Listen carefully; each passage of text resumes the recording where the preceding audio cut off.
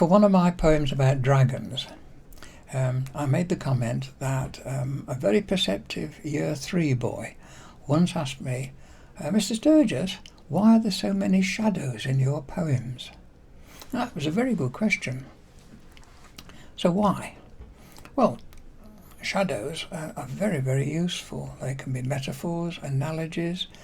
You can write about shadows for what they are, or what they suggest, what they might mean, how they can affect people's feelings, how they can affect landscapes and places and events, all sorts of reasons why. And for this poem also it's worth bearing in mind that a certain well-known character once said, "There are more things in heaven and earth, Horatio, than are dreamt of in your philosophy."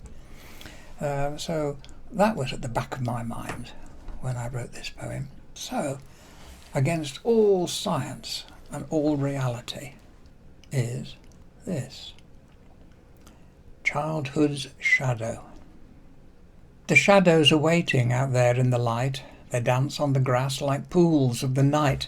They lean against walls and they lie on the floors. Sometimes they're there when you go indoors. It doesn't matter if you walk, hop or run, your shadow stays with you because it wants to have fun. But when the sunshine goes and clouds scatter the light, a mysterious thing happens. Shadows vanish from sight. Where do they go? In a world I can't see? Are they lost and alone? Is mine calling for me? Even at night, if the moon shines clear, your faithful shadow will always be near. If you light a candle, its flickering flame makes shadows dance. It really loves that game. And later, when the sun drives darkness away, your shadow will return, still wanting to play.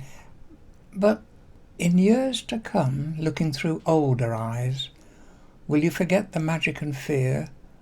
Is that when childhood dies? Will you have no more time for fear or fun in the ever-changing skyscapes of night, cloud and sun? Will you always be sure that there's nothing to fear? Are you really quite certain your shadow stays near? If you take it for granted, you might end up alone when your shadow runs away to live a life of its own. Once again, that poem was really all about growing up and losing the fantasy and magic and imagination.